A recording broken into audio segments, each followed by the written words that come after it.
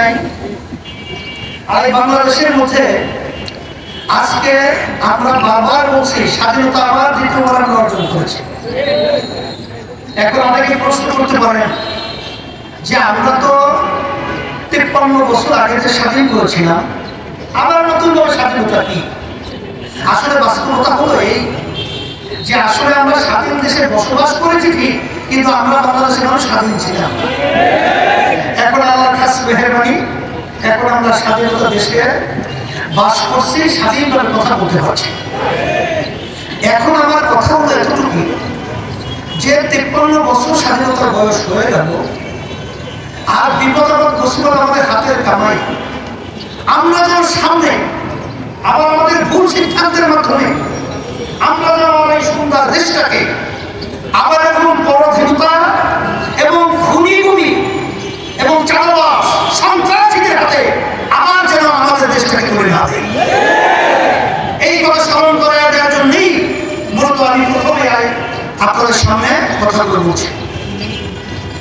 আর সাথে সাথে আমি ছাত্র আন্দোলনকে বলবো যে আলহামদুলিল্লাহ শুকরিয়া আদায় করছি যে তোমাদের কার্যক্রম যখন এই দেশ দ্বিতীয়বার 5ই আগস্ট স্বাধীন হলো, তখন বিভিন্ন রাজনৈতিক দলের সহযোগী সংগঠন ছাত্ররা বিভিন্ন পর্যায়ে আমরা দেখেছি, তখন তাদের নিজের স্বার্থের জন্য তারা বিভিন্ন দেশকে সুন্দর পরিচালনা এবং শত হাজার মানুষ, অনেক মায়ের প্রসাদী হলো, অনেক সন্তান বাপ হারা হলো, সন্তান হারা।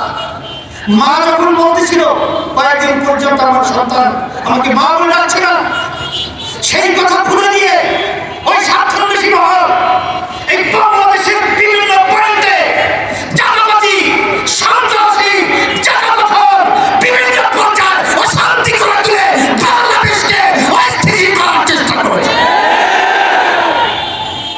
সে সময় আমি তোমাদেরকে ধন্যবাদ জানাই যে তখন তোমরা বাংলাদেশের সংখ্যালঘু এবং অন্যান্য যারা বাংলাদেশে অন্যান্য ধর্মাবলম্বী রয়েছে তাদের মন্দির, তাদের গির্জা এবং তাদের জান মাল ইজ্জতের হেফাজতের জন্য তোমরা পাহারা দিয়েছ, তোমরা স্বতঃস্ফূর্ত তাদের পাশে থেকে তাদের জান মাল ইজ্জতের নিরাপত্তার দায়িত্ব পালন করেছ। শুধু তাই না, আমরা দেখেছি যখন বাংলাদেশ বিভিন্ন পর্যায়ে যখন প্রশাসন তাদের দায়িত্ব থেকে অনেকটা দেশ বিভিন্ন বিশৃঙ্খলায় সময় পার করছিল, তখন তোমরা রাস্তায় নেমে তখন তোমরা মানুষের যানজট নিরসনের জন্য তোমরা সেখানে ট্রাফিকের ভূমিকা পালন করেছ। আমরা দেখেছি যখন কাটরাচ্ছে রাস্তায়, তখন তোমরা তাদের পাশে গিয়ে তাদের সহযোগিতার কাজ করেছে। আমরা দেখেছি বন্যার্থ যখন নাকি ভারত থেকে পানি ছেড়ে আমাদেরকে রাজ্যে নিয়ে আন্তর্জাতিক আইন লঙ্ঘন করে আমাদের দেশকে ডুবিয়ে দেওয়ার জন্য ষড়যন্ত্র করেছিল, তখন তোমাদের সেখানে স্বতঃস্ফূর্ত স্বেচ্ছাসেবক এবং সাথে সাথে তাদের অন্ন বস্ত্র তাদেরকে বিভিন্ন চিকিৎসার ব্যবস্থা তোমরা করেছ। আমরা তোমাদেরকে ধন্যবাদ জানাই।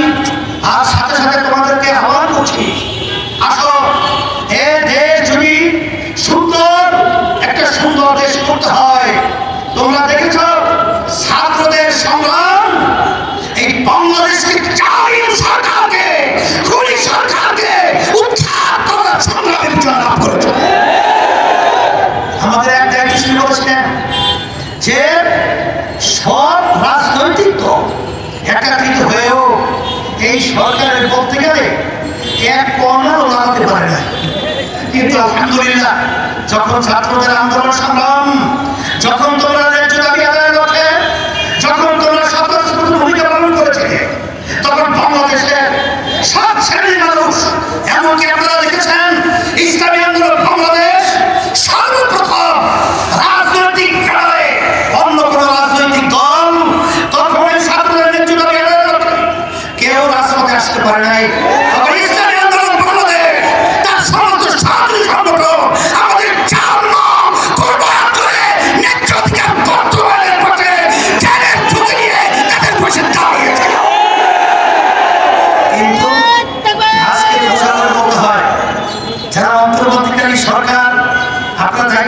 করেছেন।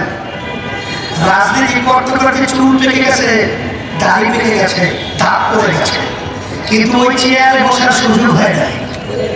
কিন্তু আজকে আল্লাহ আপনাদেরকে ওই চেয়ারে বসিয়েছেন। এতে শুধু আপনাদের নয়, এতে বাংলাদেশের প্রতিটা বাংলাদেশের জনগণের দিক রয়েছে। আজকে আপনারা বাংলাদেশে আজকে ইসলামকে, মুসলমানদেরকে এবং তাদের নীতি আদর্শকে অবজ্ঞা করবেন, তাদেরকে গুরুত্ব দিবেন না, এটা হতে পারে না, হতে দেওয়া যাবে না। স্মরণ করে দিচ্ছি, এদেশে ৯৭ জন মুসলমান বসবাস করে এবং এই দেশের জন্য যদি কোনো কেউ কিছু করে থাকে, ইসলামী আন্দোলন বাংলাদেশ সেই টিপাই যখন ভারত সরকার দেওয়া ষড়যন্ত্র করেছিল, আমরা ৯ মাস ধরে ঢাকা থেকে লক্ষের মতো লোক নিয়ে আমরা সেই সিলেট চকিগঞ্জ পর্যন্ত পৌঁছেছিলাম। তখন আমরা অনেক দেশের দলটি দেখেছি, কিন্তু রাজপথে পাই নাই। আমরা করোনার সময় দেখেছি, যখন মা সন্তানকে ফেলে পালিয়েছে, স্বামী স্ত্রীকে ফেলে পালিয়েছে, যখন আত্মীয় স্বজন তাদের পাশ থেকে পালিয়েছে, তখন ইসলামী আন্দোলন বাংলাদেশ এবং তার সমস্ত সহযোগী সংগঠন যাদের ঝুঁকি নিয়ে তাদের খেদমতের জন্য পাশে গিয়ে তাদের সেবায় নিয়োজিত ছিল।